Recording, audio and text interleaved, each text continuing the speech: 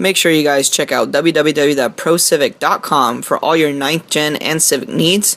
And also make sure you guys check out www.blinkingbrakelights.com for blinking brake light tail bulbs, which can help you better be seen and safe out in traffic. Use the code GOT10 at checkout for 10% off.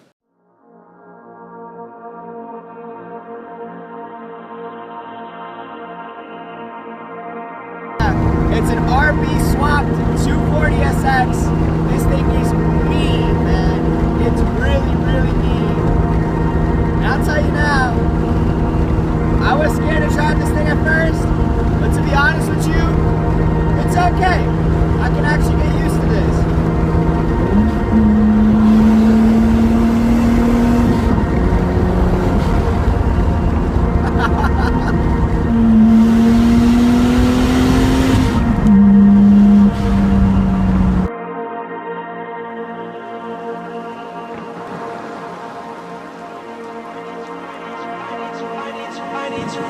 I need to know if you'll give me a second chance. They don't come around often, but please, you know I can't stand it when you don't talk to me, when you don't talk to me, yeah. There's something inside, yeah, there's something inside that brings me back to you, yeah.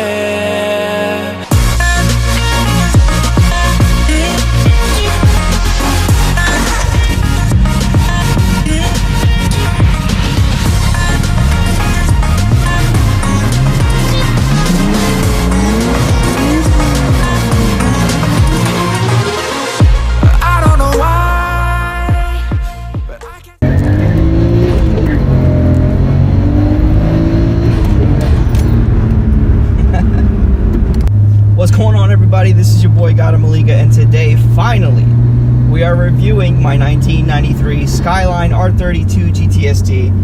What a mouthful. But I know you guys have seen R32s all over YouTube, and they're kind of a drawn-out subject now.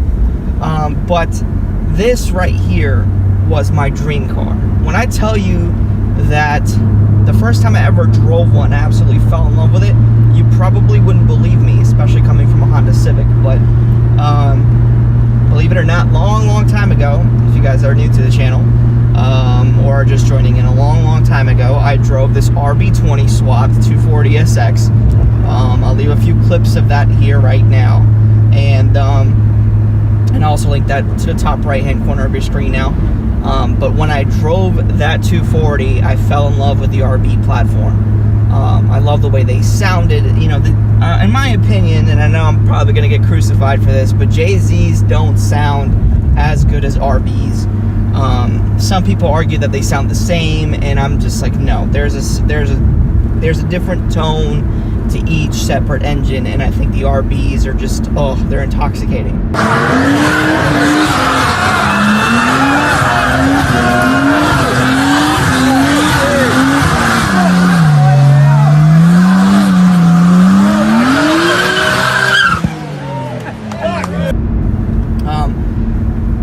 So then, later that day, I went to a drift event with my buddy Amar, and he drove his R32 GTST over. He broke his 240SX. It threw the whole alignment out of whack. And when I got back into the 240 to drive it home, it just was way too sketchy. And then I went up to him and I said, Amar, I don't want to be responsible for crashing one of your cars. So I think it's best that I don't drive this car. And he said, well, you could drive my R32. And to this day, and Amar, I know you're watching this, to this day, when I was conversing with him, he still doesn't believe that he just gave me the keys and told me to drive it. But he basically told me to drive the vehicle all the way from Shenandoah Speedway down to Vienna, which is about an hour and a half drive, give or take, maybe 2 hours, in pitch freaking black darkness. I was very nervous at first. It took a little bit of a little bit to get used to the clutch of the vehicle, but when I did, I'm telling you, and I got used to driving on the right hand side, I absolutely fell in love with the car. Amar's was, I mean, compared to mine, Amar's was absolutely dialed.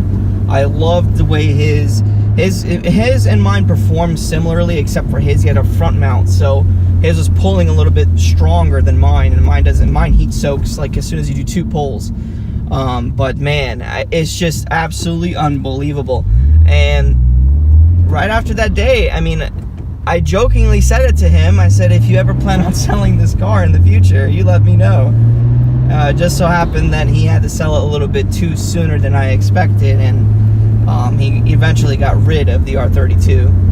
And that kind of left me a little bit upset because I really wanted to own his, but I said my day will come, sure enough.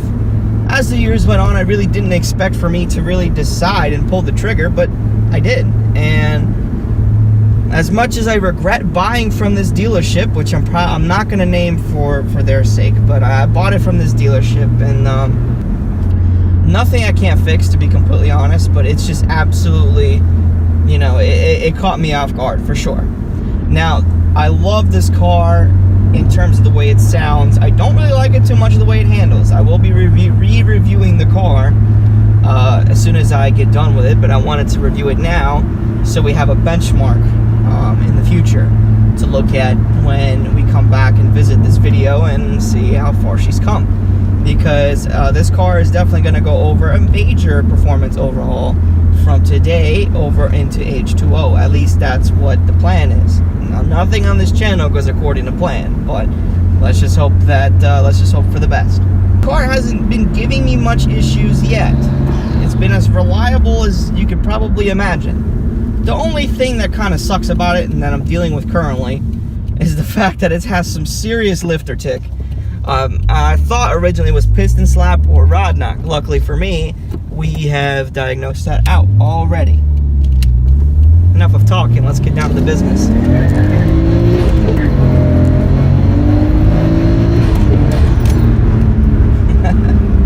To put a smile on my face every time I do a pull in it.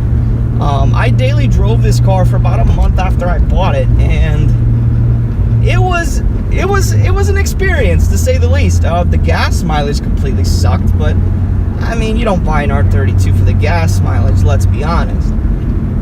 Now, one of the things that I will point out that kind of sucks about these JDM cars now is the plastics and everything is falling apart. The rubber grommets and the seals on the windows and the weather stripping, all that stuff is wearing out. It's on its way out the door. Needless to say, I'm going to be replacing all of that stuff, but right now it's just not the right time. In terms of performance, for a car that only has about sub 200 horsepower to the wheels, it's incredibly quick. I mean, mind you, this is a 2,700 pound car, and ultimately it is an S13 underneath. So with that being said, it's light, it's responsive. One of its downfalls is that the RB20 just absolutely sucks when it comes to out of boost torque. And this is a common thing that I see online, especially on the forums and the group pages and stuff. Ditch the RB20, go RB25 and all this other stuff. Trust me, I was planning on doing it, but it recently just got proven that the RB20 is the strongest block out of all the RB series family. So guess what, my friends? As much of a slug as the RB20 is, it's here to stay. And it's a hell of a ride, that's for damn certain. It wasn't something I expected to own, that's for damn certain. But looking back at it now, you know, it's a hell of an experience. I love this car. I love the way it sounds.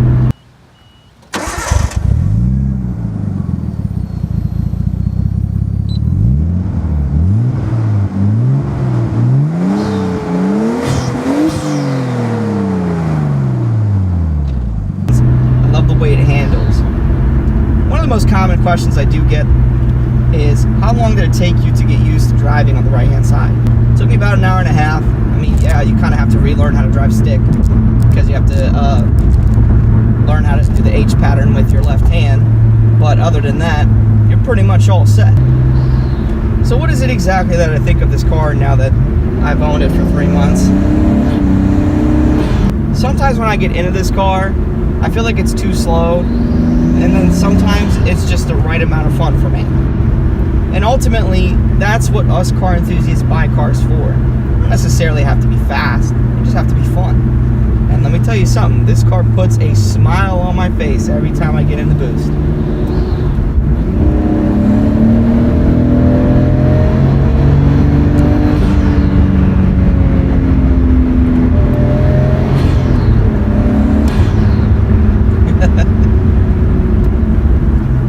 So would I write off the RB20 and the R32? Absolutely not.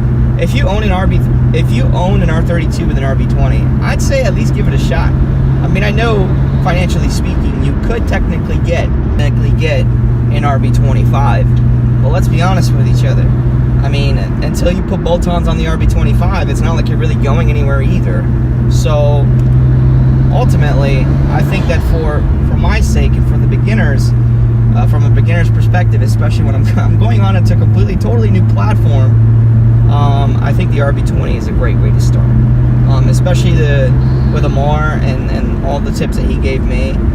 He ultimately told me that the RB is pretty much indestructible until you start really like throwing it down. And he used to drift his R32. I'll throw up a few pictures if I can find them. And it was mostly stock, and it held together just fine. So, I mean, for a street car, which is what this is going to be, this car is going to get up and go, and it's going to get up and go rather quickly. So, I've enjoyed my ownership with this car so far. Drive-throughs are pretty fun. Talking to people at random gas stations, it's pretty fun.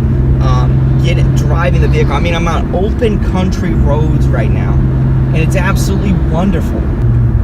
It's one of the most fun cars I've ever driven. The Civic, it is quick, and it's pretty fun too. This car, it's a cruiser, and it's absolutely fun.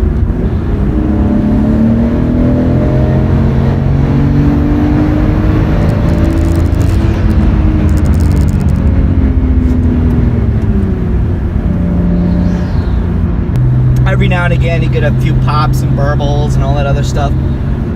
These cars run pig rich from the factory, and it always brings a smile to your face when you hear the subtle pop from the exhaust. It's freaking awesome. I mean, I'll tell you what, man. I literally, the symphony of an RB is one of the most intoxicating things ever. And trust me, when I bought this car, the radio didn't work, and then I had to pull everything out and stuff like that. And when I did, I mainly focused on the symphony of the motor itself. Now let me tell you something, it's intoxicating.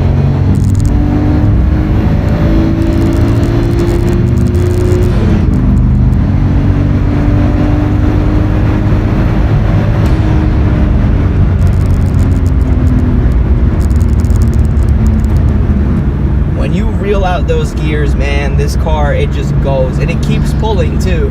I mean, the turbo itself, it's so small. The car itself kind of falls flat on its face, but I mean, still, it just keeps pulling and pulling and pulling. It's awesome. I've wrapped the speedometer around in Mexico before. Like, I wrapped it from 180 all the way back up to 0. It was the scariest thing ever, but tons of fun, mind you, nonetheless. Do a few more pulls here. Oh, there goes a pop right there. So hopefully you guys enjoyed this review video. I mean, I know it's taken a while for me to put this out. This car, it leaves me speechless. There's no real words to really describe it. So hopefully you guys enjoyed it. I have a lot of things planned for this car specifically. So if you want to stay tuned in the things that I do to the car, hit the subscribe button, hit the notifications, make sure you're notified every time I do upload. So hopefully you guys enjoy this video. This has been your boy Gata Maliga. As I mentioned, subscribe if you enjoy my content. You can follow me on all my social media. I'm going to leave that all down in the description below. And I'm out.